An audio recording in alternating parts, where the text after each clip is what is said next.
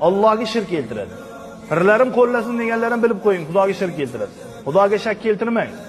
Pirlaringiz hech qachon qo'llanmaydi.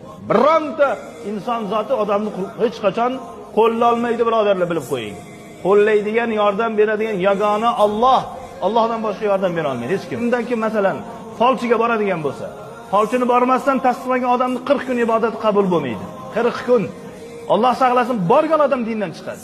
Borib tasdiqladingizmi? Dindan chiqadi. Sizlardan borib yordam so'raymiz. O'lib ketganlarni borib qabriga borib yolinib yotamiz. Qabrlarga namoz o'qimagan borib qabrlarga borib namoz o'qib, yuzimizga to'proqni surtib yuribmiz. Nima manfaat bor bundan? Ey birodarlar, eng yomon illat, eng og'ir o'lim bu o'sha o'lim. Insonning jasadi o'lgandan ko'ra o'sha jasad o'lishi mayli, bu qutuladi, lekin ma'naviy iymonini o'ldirishlik bu juda og'ir musibat. Iymon o'ldimi, iymon yo'q degani bu. Iymoni yo'q odamning janoza o'qilmaydi degani.